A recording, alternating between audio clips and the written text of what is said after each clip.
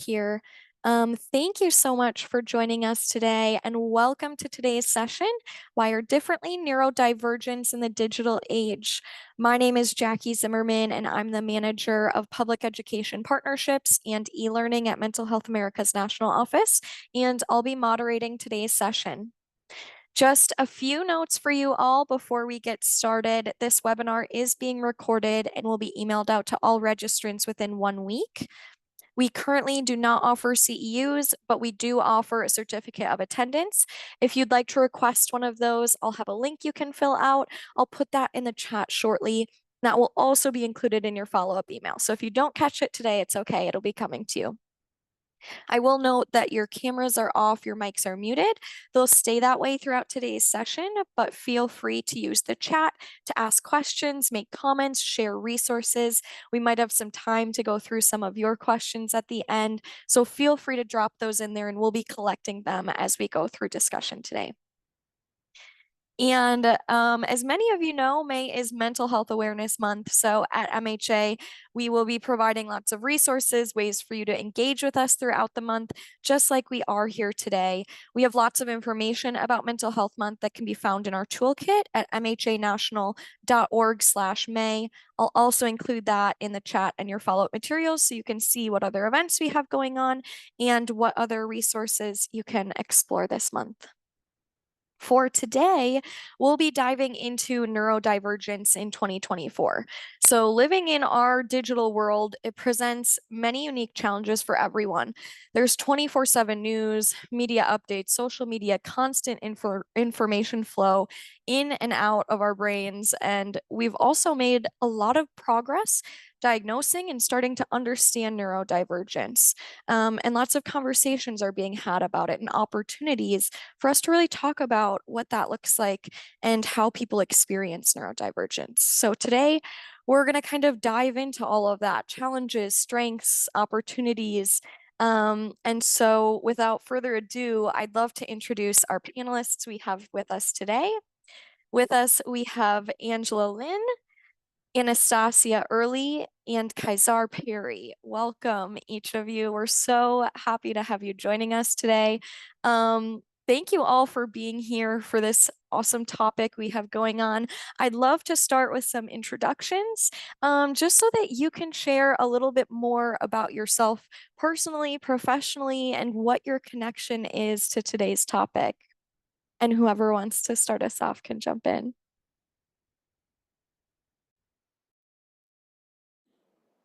Hi, my name is Kaisar. I use they, them pronouns, and I am currently a student at Amherst College studying psychology as well as law. Beyond my student status, I am an avid performing artist. I love being in a band, I play the drums, and I love reading in my free time, and I am planning on studying and working this summer in Boston as the racial justice intern for the Council for Public Counsel Services. And yeah, I'm excited to be here today. Thanks, Kaisar. Great to have you. I can go next. Hello, my name is Anastasia Early. I use she, they pronouns, and I am in Pennsylvania right now. I'm calling from Swarthmore College. I am currently a junior at Swarthmore studying neuroscience and environmental studies on a pre-med track. I'm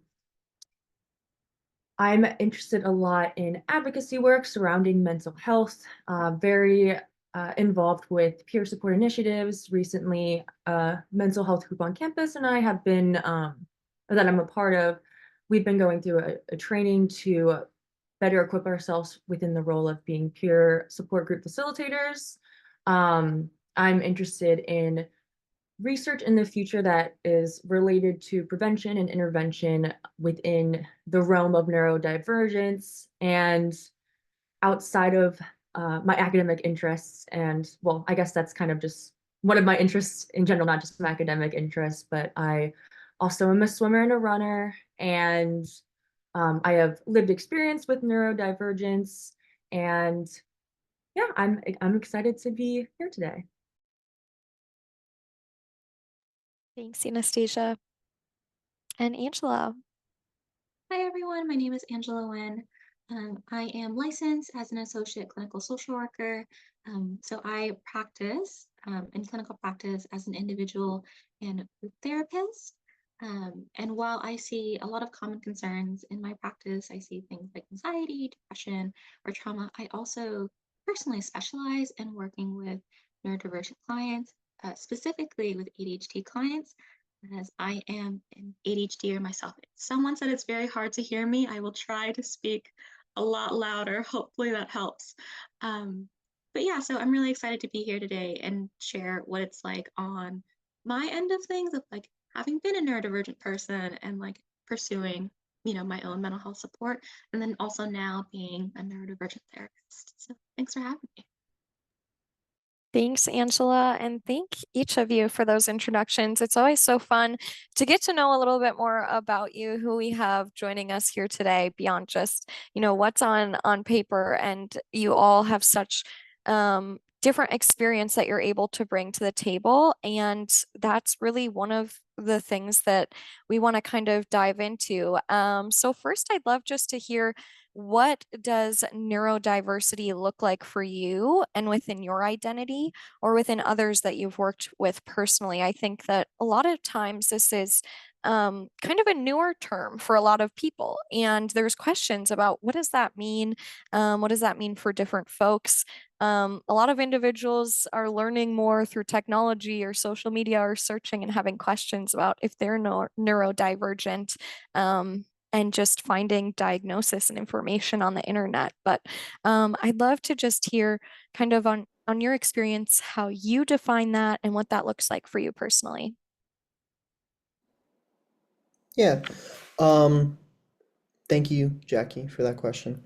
Throughout the years, working with various clinicians and client populations of my own, I have learned a bit about neurodivergence as it pertains to me and how I navigate through life. And throughout the various diagnoses which I have received, I have found that they serve different purposes in everybody's life. Some of those purposes for me have been positive and some of them have been negative.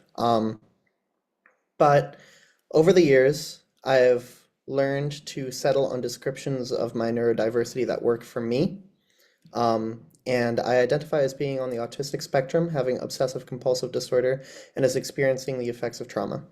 Um, for me, my diagnoses help to give myself grace. That's why I find them useful, and that's why I choose to identify them. When I get in my head thinking that people must be upset with me after what appears to be an outwardly appearing benign conversation, I think to the work that I have done with my mental health and realize that everyone has different ways of communicating themselves, and that might be difficult at times for people like me, but that's okay. I then give myself grace by acknowledging that social scripts or work/school environments were not made with neurodivergent needs in mind, but that does not mean that I cannot find places where I belong in them. So my personal journey with neurodiversity has been a journey of self-acceptance.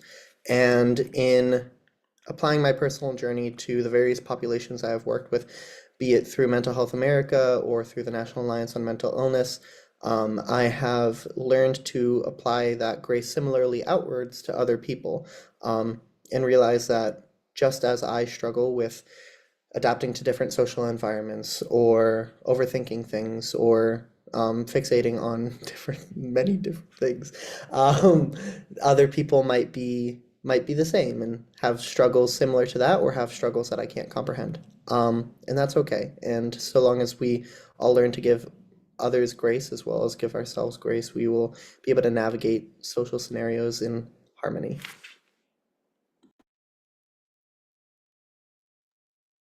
Awesome. Yeah. Thank you, Kaisar. And thank you, Jackie, for the question.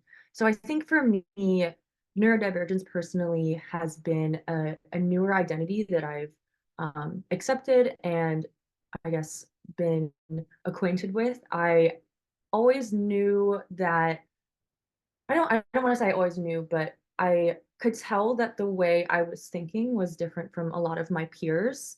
And I always kind of internalized it as something that was wrong with me or something that I was doing wrong.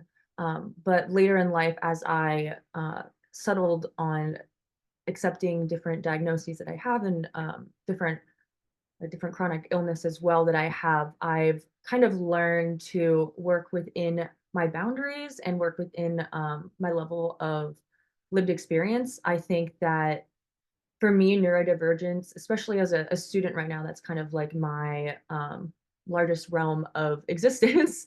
um, it means that, I won't be able to oftentimes submit assignments at the same time as everyone else. I will have different accommodations. I will have different needs in order to succeed the same as people who identify more along a neurotypical line. And I've learned to accept that. And I've learned to also accept that this isn't a limitation of my ability, but it's a limitation of the system that I am in and the education system that I'm in.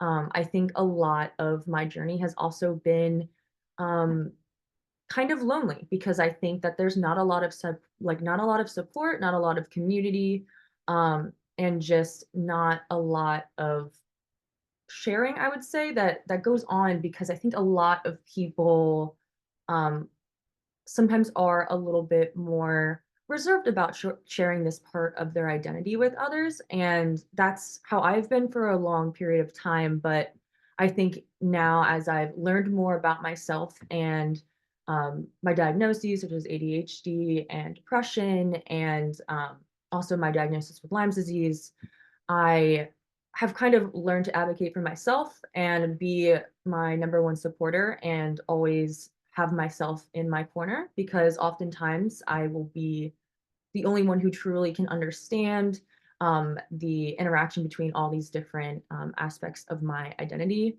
And recently, this is a little bit of a side note that I wanted to add in, but recently, with the treatment that I will be undergoing for my chronic Lyme, I had someone tell me, you're like the medications you are on, it's not sustainable.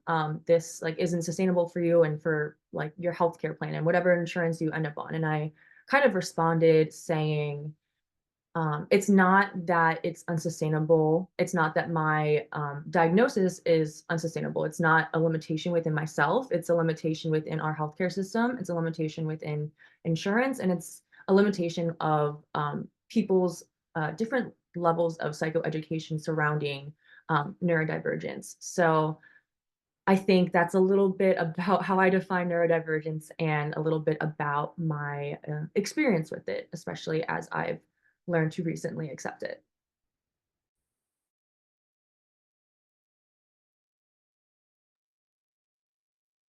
Thank you, Kaisar and Anastasia, for sharing like so many different parts of how complicated this is, I think. Um, for myself, a little bit of my own diagnostic journey, having initially, let me start over. ADHD brain is going in a ton of different directions. For a really long time, I suspected that I had ADHD. Like, ooh, I'm still can't hear comments. For a really long time, I've been, suspecting ADHD in myself, even like being in elementary school and into middle school, and then very much so in high school. But the thing that kind of was as a barrier for me was that I did pretty well academically. I was able to test well. When I did get my homework in on time, I was able to, perform pretty well. And so any issues that I had with paying attention or any issues that I had with like behavioral concerns was always sort of chalked up to things like anxiety or things like depression. And my first experiences actually with my own therapy was very much like, oh, I don't see the ADHD.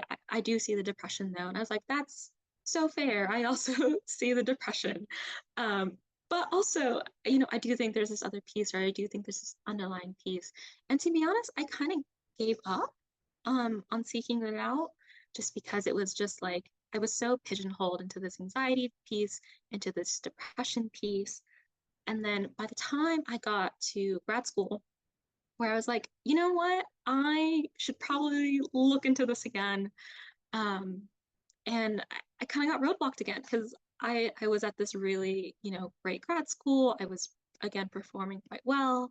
But I think there was something about the way that I interacted or engaged with clinical work that I was doing. I was actually able to work at a neurodiversity clinic my second year of grad school. And I think that's really where things, kind of all came together for me of like, you know what, whether or not I do or don't have ADHD, the fact of the matter is I'm able to connect with my clients, I'm able to engage with them, I'm able to be really affirming of, hey, yeah, your brain is different, or hey, yeah, we are kind of all over the place, and that's okay, right? There's ways that we can make that work.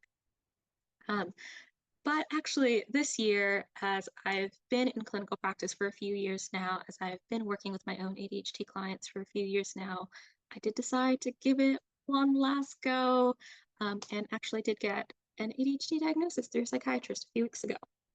So it was like this whole journey of like, suspecting and coming together and working with clients and having clients being like, Angela, I see it. And I'm like, you know, I see it too. So yeah, it's kind of where I am with that of, it's been a journey. And I think that's kind of what it's been like for a lot of neurodivergent folks too, of, being told that like, no, you're just in your head, right? Or you're not seeing this, or you're not a professional, right? And how can you know? Um, versus like, yeah, there is a level of, hey, yeah, we can recognize it and we do know in ourselves and in our work. And I really wanted to echo what Kaiser and Anastasia were saying about the grace piece, or the word that I use for my clients is the compassion piece of being able to offer yourself understanding and empathy and compassion, and being able to meet yourself with that care and compassion of, hey, this some of these things can be really hard and can be really challenging, and that's okay, right? What can we do to show up for ourselves and offer care to ourselves, uh, and find care in community too? So yeah, kind of all of my answers are going to be like that. So thank you so much for Yeah. following along the ride. And they're fantastic. Thank you each. As each of you were talking, I was wanting to say yes, yes, yes, but I kept myself on mute. But I think, and from the chat, a lot of people are relating to a lot of what you said. One comment that someone put in was, a lot of our systems have been created on this one size fits most. And we're realizing it's most for one particular group of people that isn't most.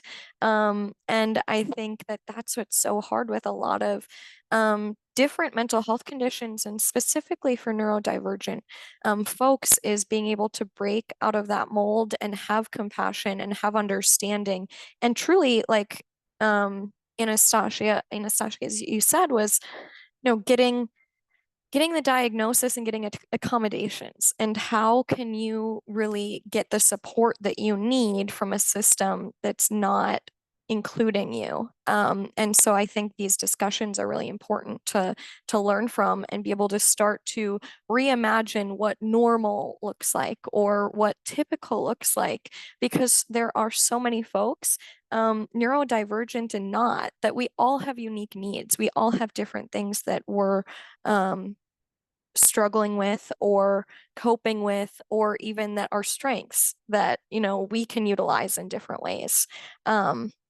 I think one thing that is kind of a through line for a lot of people and for a few of you is the struggle for diagnosis. And I saw a few comments about this in the chat too. And it can be really hard, and even up until more recently, a lot of diagnosis has been kind of based on the DSM, which is mostly created from research with white males. And what we're finding out with a lot of diagnoses under neurodivergence, like ADHD, is that symptoms look really different for different folks and different genders. And getting a diagnosis can be really challenging. Even myself, at one point, I have a lot of ADHD in my family. I'm someone who's been diagnosed with anxiety and depression, and looked for an ADHD diagnosis at one point, and was also told, it's a manifestation of my anxiety and OCD tendencies in different ways. And that's as far as that conversation went. I've worked now on different strategies and coping skills, but for a lot of people, it's hard to get that diagnosis, and it might not be neurodivergence, it might not be ADHD, but for a lot of people it is, and we're underdiagnosing and misdiagnosing. So I'd love to hear, I know we had a question, a couple questions in the chat like this too, of just kind of what advice do you have for folks that are looking for some answers and might have questions about, am I neurodivergent? Do I have ADHD? And they're struggling to get a diagnosis. Yeah, I can definitely relate to the struggles with diagnoses. I've had diagnoses in the past, when I was really young, of disorders which I no longer view as fitting my life, and there are some disorders which I'm using the DSM term of disorder, um, of that have been listed, that I haven't been diagnosed with, but yet also seem applicable to my life. And at this point, I've just started to view neurodiversity as sort of a collective term of we find these things that people tend to struggle with. We find collections of symptomology, um, and we find ways of treating these collections of symptomology. Um, and I have started to apply strategies from different disorders, whether or not they whether or not I have a diagnosis for them. And I've explored options with my counselors saying like, hey, could we try DBT or could we try CBT? These are different forms of therapy. And in order to try to find what works for me. So I really want to reiterate the point of, yes, diagnoses can help you to get recognized. They can help you to get something listed within accommodations at your workplace or at your school that help for your diagnoses to be seen as valid by higher ups. But you don't have to always run yourself through the lens of validity prescribed by others.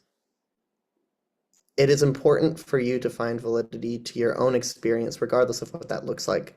That might look like a diagnosis. That might not look like a diagnosis. Um, Regardless, it's just important to find what works for you. I love that, Kaisar. Thank you. I could go next. But Jackie, first, could you repeat the question just so I make sure that I stay more on topic? Yeah, absolutely. Just questions about diagnosis and any advice you have for individuals who think that they might be neurodivergent and they're seeking a diagnosis or having struggles getting that diagnosis.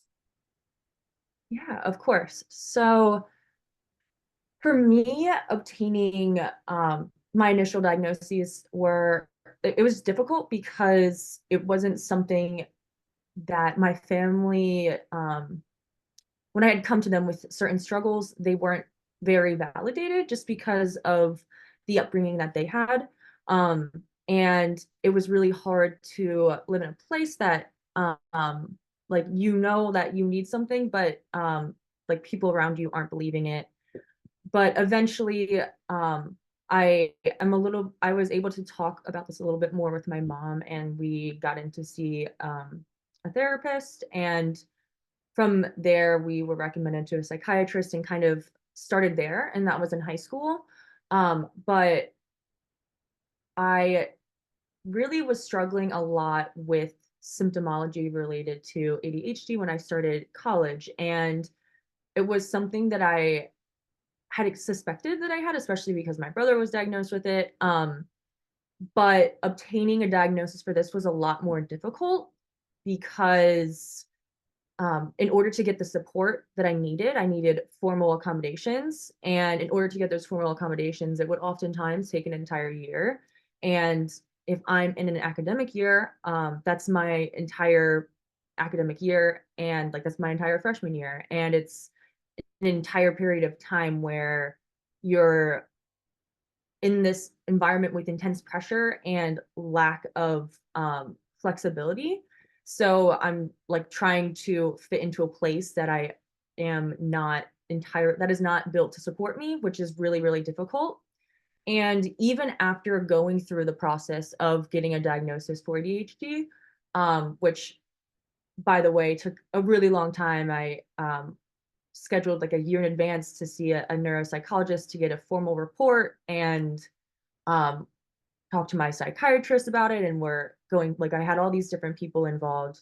But even after I had this formal report, like medication from my psychiatrist as well, I was in therapy specifically for my symptomology surrounding ADHD at the time, and I'd done executive functioning coaching as well.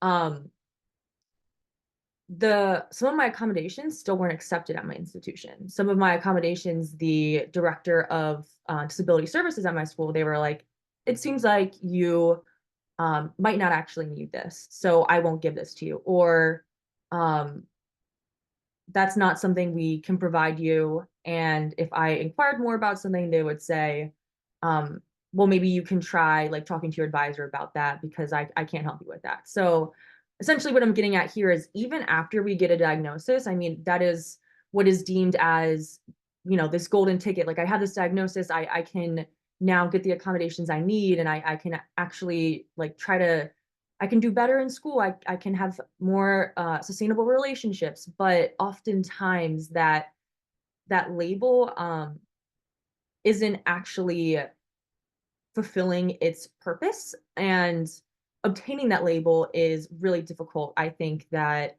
I mean, this is something I talked about a lot in one of my clinical psychology seminars, but the DSM I am not the biggest fan of. And um, I think there was a lot of literature that we talked about that was about needing to refocus the purpose of psychotherapy and focus on the aspect of people and the suffering people are experiencing, and whether or not they are meeting a diagnosis, how we can still provide support when they need it, and how we can still validate their struggle and their experience as being valid, even if it doesn't have that formal diagnosis like slapped on it.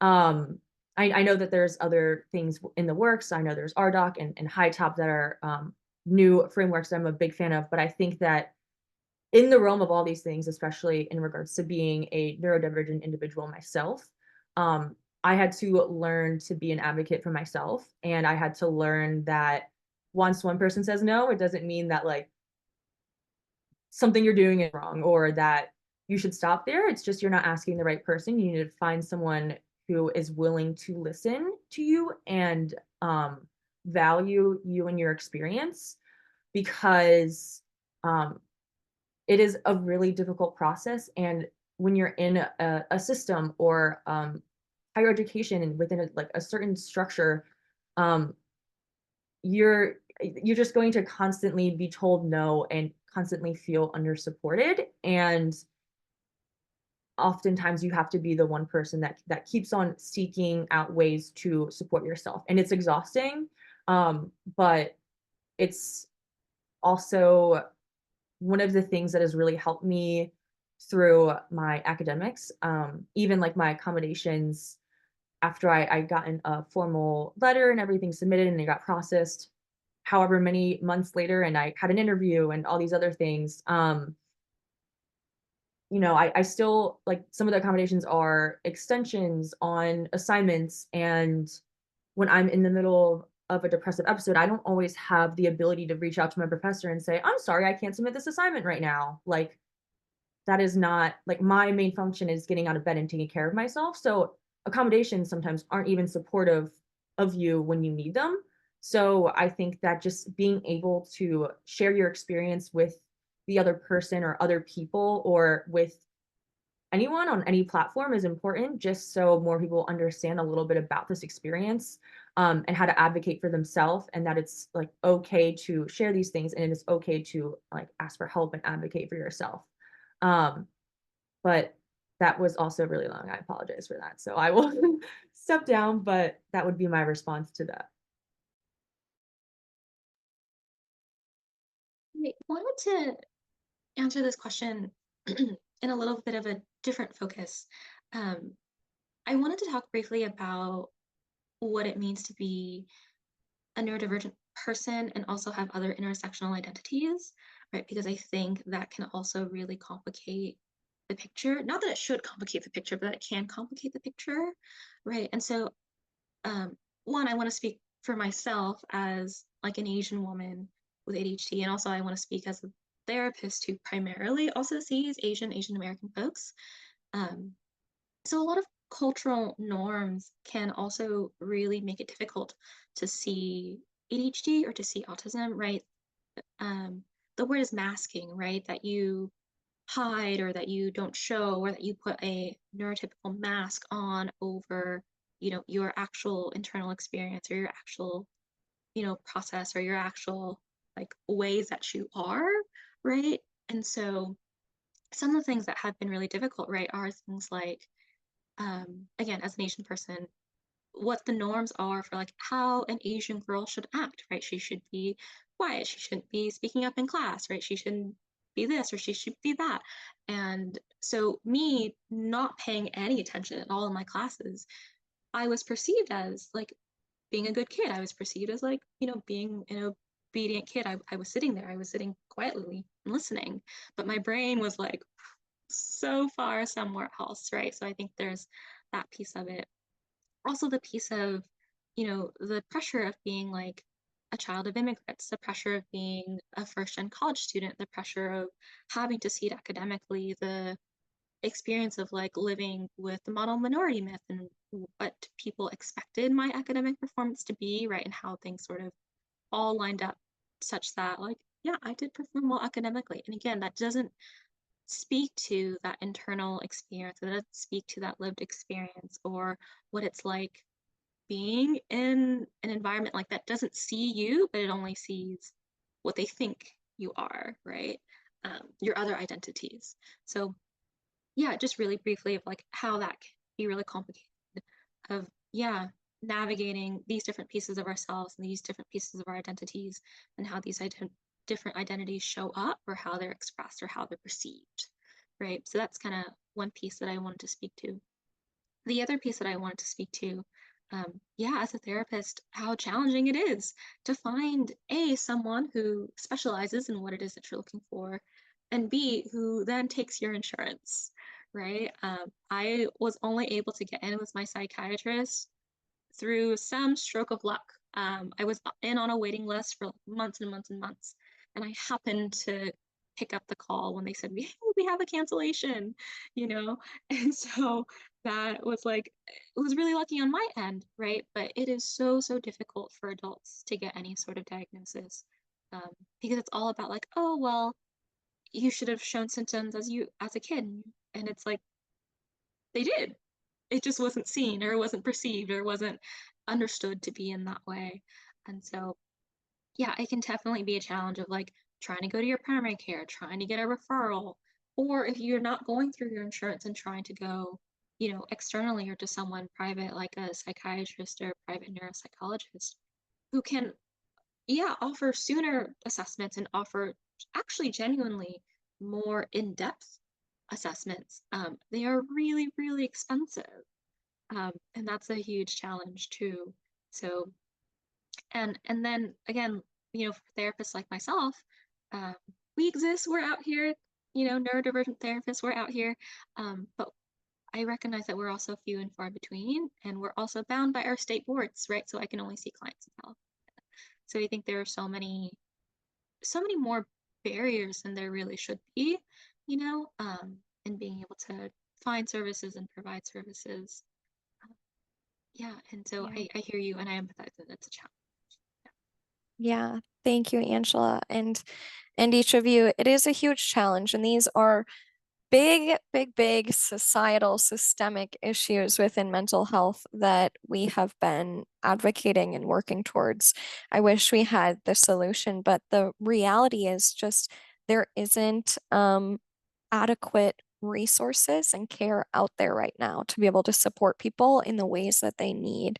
And that's so hard. And I see so many of you in the chat, and just like each of you with your personal experience of having to go through hoops to get a diagnosis.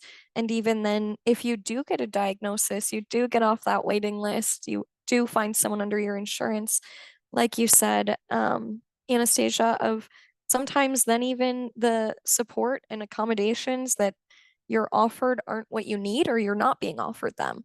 And so it's hard. And I hear all of that, and I see you in the chat. But just knowing, one of Kaiser's points had really stood out to me of finding support in different ways and finding coping tools and different ways that work for you beyond maybe that diagnosis if you're in the interim of trying to get to see someone for a diagnosis, or trying to get someone of where can you look for support in your life. And we'll kind of dive into with our panelists in a bit how they found support. One question that I kind of want us to pivot to, with everything, I know we've touched on a lot already just in our initial discussion, but with everything going on today in modern day life, that constant connection through technology, information at our fingertips 24/7, online classes, now I know a lot has shifted since COVID, and some classes have stayed online, some are in person, all of those different things that we're having to now navigate. What have you found to be some of the most challenging out of those? And what are some of the ways that you've been able to cope with those challenges? I am someone who has a really hard time in group settings. I have grown to be hypervigilant, which is a term for constantly monitoring the behaviors of others. I've learned to be hypervigilant so as to detect how others are feeling and react accordingly. But when I am in a group, I find it really difficult to do that for everyone. Now introduce the internet. This is incredibly amplified on the internet. It's hard for me to deal with so much social information as the internet supplies. Not even yet considering the onslaught of news I receive of people who look or think like me becoming victims of violence. Um, and it's really discouraging to try to navigate both neurodiversity as well as in a increasingly connected age, as well as seeing the dangers that that connection can breed. Yeah. Awesome. Thank you, Kaisar. I think for me, I also am someone who struggles a lot with group settings, and especially when um, I'm having a flare up of my condition, or I'm just not feeling my best overall. Large classrooms I find particularly intimidating, and um, social interaction in general is just really intimidating for me. But I think some of the more challenging things to navigate now with the internet, especially from a student perspective, and um, kind of just from the perspective of wanting to stay connected with everyone and not feeling like left out. And um, I think one of the things that are hard to navigate is just the like information overload that I am constantly feeling. I get easily distracted. So if I'm in class and I usually write notes on my iPad, or even I'll be writing notes on paper.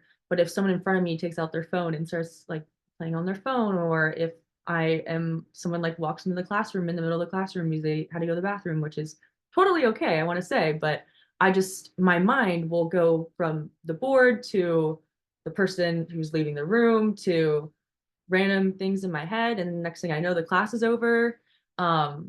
So I think that it's definitely difficult when identified with a diagnosis that makes it difficult to be fully present when I need to be. And I think that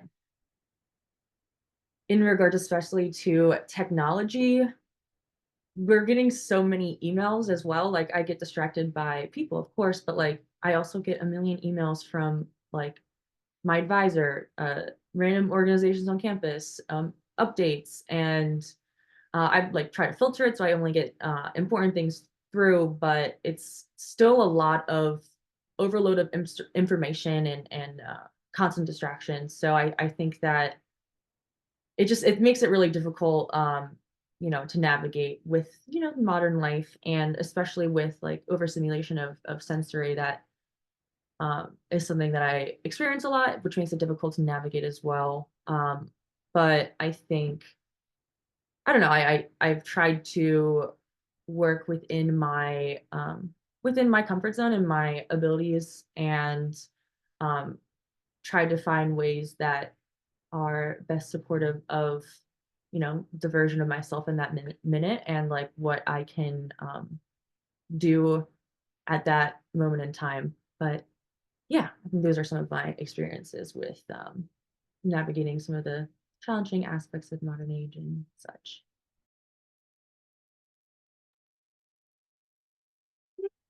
Have mixed feelings when it comes to technology and screens because on the one hand, yeah, I think it's been so helpful in being able to connect and being able to stay connected with not only your personal network but also like the world around you and to know what's going on and to raise awareness and then also right to be able to find community with other neurodivergent folks, right? Because I think with there being increasing amounts of conversation of like what it looks like to be neurodivergent, I think there's also increasing amounts of like community. And then in my own practice, being able to do telehealth, right? Being able to meet with clients virtually has made it in many ways a lot more accessible, right? So I think there's definitely been some benefits to it. Um, but yeah, that being said, I think it can be so difficult and so challenging with things like burnout, right? Like Anastasia was mentioning about like the burnout of you're always being available and therefore you're always getting information. You can be socially burnt out, right? With like having too much interaction with other people and like having too many people contact you and ping you and so on and so forth. But I think you can also be sensory burnt out, right? So like being on screens from work to school to personal and back, it can be really overwhelming on a sensory standpoint too, of just like having too much sensory input and too much screen stimulation. And then I think also very important to highlight is the ways that all of these like apps on our phones are designed, right, to keep you on the app, right? The algorithms are meant to suck you in. They're meant to get you on there for as long as possible. So it's really easy to get lost in like the scrolling rabbit hole, right? Because it's designed that way. But I think also for a lot of folks who aren't getting, something that they're needing out and about or in their community or in life, it's really easy to get that dopamine that you're looking for, or to get that sensory experience that you're looking for, or the connection that you're looking for on a screen. And if you're someone who struggles with something like time blindness, right, it can be really hard to pull yourself away. Like I've been there. I've been scrolling on the screens until the wee hours of the night and been like, oh shoot, how did that happen? It's like, well, because they wanted it to happen, right? So I think definitely it can be so challenging to pull yourself out when it doesn't want you to be pulled out. Um, so yeah, I think the burnout can be really confusing too. Yeah, absolutely. I think you all echoed a lot of experiences of folks. Just the different challenges with technology. Angela, you made a few good points. Like there are some benefits. We are able to connect with people that might be similar to us but aren't in our physical location and open up opportunity for connection and increase access to care through telehealth and things like that. But on like the day-to-day micro level of just it always being there, and that constant information load, and the way that our phones and apps are designed, it can be a real trap, and challenging for a lot of folks. I'd love to hear from each of you some ways you found to kind of cope with some of those challenges you talked about, and also maybe just some of the other supports that you found really beneficial to your mental health, whether that be through medication or therapy or peer support, or, whatever works for you. Just what does kind of that support look like? And what would you recommend? I know that one of our points earlier that came up is diagnosis can be hard to get, all of that can be hard to get. What are some ways that you cope best or that you find support that might be beyond? For myself, I have found that while medication can be helpful, it is only a starting point. Um, medication won't, medication hasn't been the thing to alleviate me of symptoms or to automatically make it such that I can um, adapt to social scripts better or feel more safe in the environments around me. That has taken behavioral elements and cognitive elements of my own, of seeking out the people with whom I can feel safe. And I have found particularly that one-on-one interactions with people I trust, I find them to be incredibly restorative. With them, I can unmask and be my authentic self, which gives me the energy to go out and face the world again. This looks like my friends. This might look like my pets. This might look like not even a person, but my crafts. Just being in spaces where I can feel like myself again, where I can feel as though I'm not portraying to fit any mold has been incredibly helpful in my personal journey. And while it is scary, I have also learned to try to help shift my environments themselves to be more accepting and more acknowledging of who I am. Sometimes this looks like just saying outright to my mentors or to my peers, hey, I'm struggling with understanding your tone. And that's such a scary thing to do because you don't know how people respond. You don't, it's scary to, in today's current environment, it's scary to admit when you're struggling. It's scary to admit when you are neurodivergent. But sometimes it can help. And I found just yesterday, I was talking to one of my professors, and I thought they were mad at me. And I had established a rapport with this professor, and I decided I can at least, I don't know what will happen if I try to be vulnerable, but I can at least try. And I told her, hey, I'm struggling with understanding your tone, or could you just clarify for me? And against what all my fears were telling me, she was happy to oblige. She wanted to be there for me and for her communication to reach me on the way she intended. And through repeating gestures like that, through repeating moments of showing myself, it becomes less scary. And it becomes something that I feel more capable of doing. And the fact of the matter is that I deserve to communicate myself, and the people who want to be in my life, should they want to be in my life, need to be respectful of that. And that's a truth that I'm coming to gradually, but surely.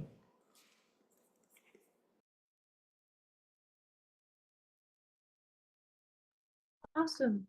Thank you, guys. Sorry, I really like your point about like the seeking of clarification to better understand someone's tone or like their like intention with like how they're saying something or particular words. I think for me, I internalize a lot of my reaction or my interactions with other people, and the way they treat me, even if it's just like the way like a brief like passing by interaction might look, or like the way a certain conversation went, or if like someone's mad and they take that anger out on me. I think a lot of the times it kind of scares me back into my shell and like kind of makes me lose that part of myself that I value so much, like that advocate side of things.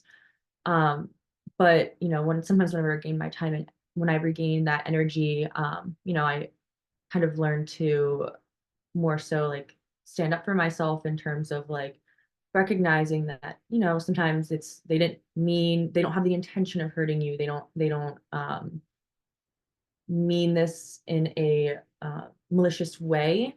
And maybe they're going through something that isn't about you, and kind of offering that same level of compassion to them if it's something that I'm angry about, or if it's something where I was really mistreated, really just allowing myself to feel maybe like that anger that I am experiencing, because it is valid. And sometimes it's hard for me to recognize like, oh, like I deserve that treatment because of this, but I really didn't. And it's just like my mind telling me that I did. And I have also learned to like stand up for myself and saying like, hey, like the way that you said this, like you may not have intended it to come across this way, like, but it was really offensive because it made me feel this way.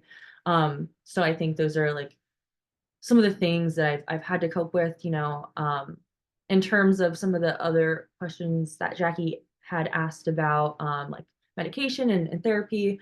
I also am a firm believer in that, they are built to complement each other. It's especially for me, I found medication and in connection with therapy being um, really useful in facilitating that neuroplasticity and that changing of thought patterns. I don't think that without both, like if I didn't have both of them, I wouldn't have been able to make the progress that I was able to, especially like last spring when I took time off of school to really focus on my mental health. Um, but a lot of the times, when we are talking about some of these challenges, they are things that we have to experience through like trial and error. And sometimes I don't know how to cope with certain challenges that I face, but I'm learning with each interaction. And I think that's like one of the most important things to um, take out of my experience with others or within this world.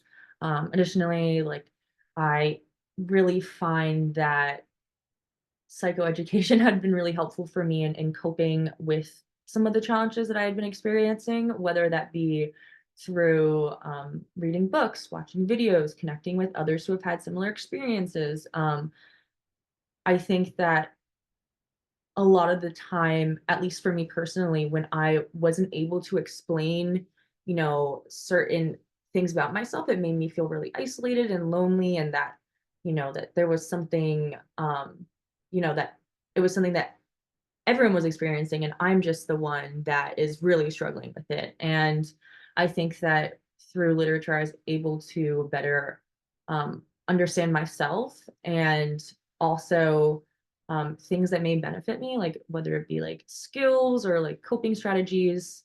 I also think peer support is really, really important. I think that um, like CPS workers, like they have such an important and valuable role, and that especially with the current um, projected demand um, of people seeking treatment or seeking to see a therapist, like there are not enough people to meet that need. There are not enough clinicians to meet that need, and there are not enough clinicians that are affordable or that you can identify with or that you have access to or that your insurance will cover. So I think that, peer support is also really important. And while I haven't been in a formalized program for it or a formalized support group, I found that when I identify with others or when someone else is sharing their story and they might be at a different part in their journey than I'm at, I found it really hopeful in instilling hope, and also really hopeful in terms of navigating very like specific challenges that only someone who would have had the same diagnosis would have been able to navigate. So I think a lot of the times I had felt a lot of pressure to try to identify with a multitude of people and try to be really close with people just because I really cared about them and I loved them. But at the same time, it was kind of this limitation within me feeling like my authentic self, because I couldn't feel that way and I couldn't express the version of myself or certain parts of my identity that were so important to me. But in regards to some of the other things that I have found useful in coping with some of the challenges, I mentioned kind of just like large settings being really overwhelming and overstimulating, but I also know that social interaction is very important. And um, sometimes I'll try to find ways to implement that into my schedule, just because if I don't, I won't do it because I won't have the energy, but I know that it's something that brings me energy when I do it. So I find ways to have that social interaction that works within my level, my ability level in that current moment. So whether it be a one-on-one meal with a person, or catching up with a friend on a phone call, or just sending an audio message and then like texting back and forth, which like seems like it's not connection, but at the same time it is a way of virtual connection that allows someone to feel less alone. Um, and I also have allowed myself to develop a lot of different hobbies for um, the different versions of myself. And, I have hobbies for when I'm feeling more extroverted, and I have hobbies for when I'm really needing time to myself. I have a lot of plants that I like to take care of. I have a lot of I love crafting and I love making jewelry and other small things. But I also like to go out and meet new people as well. And I think making sure I don't pressure myself into a certain situation and really just accepting the version of myself in that moment, and having an option or a certain coping strategy that will allow me to like live and accept that version of myself that I'm in that specific moment is important. And one thing that I'll end with is that um, one of the most important things for me in terms of coping with these challenges has been being selective with my time and energy, and making myself less accessible. We've talked a little bit about how with technology we are over accessible to a lot of people, whether it be work or school or your boss or friends or other things. But a lot of the time with especially with my chronic Lyme as well, and as well as its associated psychiatric symptoms, I get fatigued very easily and I get run down really fast. And I've learned that um, there are a lot of great people and I love meeting new people, but truly being selective of where I'm putting that time and energy, and making sure I'm reserving some for myself, but also making sure that I'm reserving it for people who are important and that support all versions of myself as well. So yeah, Thank you. that's what I'm doing. Thank you. I know too, our hour has flown by and we're almost at the end, but Angela, I'm going to give you just a minute or two, and feel free to add in yours if anyone can hang around an extra couple minutes. We'll hear from Angela and then wrap up. But Angela, how about you? Yeah, I'll try to be quick because I know we're at the hour. You're good. But some of the things that I wanted to share, if I could give like an outline of the things that I think are really helpful. Um, One is always being able to come back to your basic self-care. I think oftentimes we don't really think about how important it is that we're getting enough rest, that we're getting enough sleep, that we're getting enough movement in our day, right? I think especially because we are so tied to the computers and the screens and the work that we do and the school that we do, to make sure that you are moving your body, right, in a way that feels accessible to you. Um, Even if that's just stretching, even if that's just walking, just being able to move your body at times, right? I also want to highlight that we're getting enough nutrition in our day. I think, especially for ADHD folks or for autistic folks who don't always A, notice the time, and B, notice those like internal cues, it can be really important to make sure that you're eating enough, right? And then I know, especially for our folks who are on like stimulant medications, that suppresses your appetite, right? So being able to think about like, how we can, uh, make space for making sure that we're getting our basic needs met. The second thing that I wanted to highlight is being able to have like a menu or some sort of index or some sort of reference for all of the different strategies and activities that you know work for you and that are good for you, right? So being able to have things like, hey, when I'm feeling this way or when I'm feeling that way, I can do this or I can do that, right? Or if I have 5 minutes, this is what I can do. If I have 10 minutes, this is what I can do for myself. So being able to have that menu of, how can you help yourself in a given day? Because I think oftentimes when we're feeling really overwhelmed, we don't remember, right, all of the things. So being able to have something that you can reference can be so meaningful. And then the last thing that I would add would just being able to say, to give yourself permission to live your life in a way that is most accessible, that is going to be the easiest, that is going to be the most neurodivergent friendly for you. Whatever that looks like, right? That can be the ways that you set up your daily routine. That could be the ways that you set up your room and your apartment and your house and your environment around you. That can be the ways that you set up your time and your desk, right? All of these things, being able to give yourself the permission to do what works for you. Like the most common example I talk about for myself is to have cleaning supplies in every room, because that is the only way I will ever clean my house, right? And so it's these little things, right, that we don't think about, but that we can give ourselves permission to make things just a little bit easier, you know? I literally have like a shower rod in my shower to clean while I'm in the shower, because that's the only way I'm going to do it, frankly, because I'm not going to think about it otherwise, right? So these little things to let yourself have your life be as neurodivergent friendly as it works for you. Sorry, one last point. I'm trying to be so Yeah. quick. No, Community you're good. is finding community, being able to be open with your friends, open with your family, who you trust, right? Who you feel comfortable with, who you trust, who you feel safe with.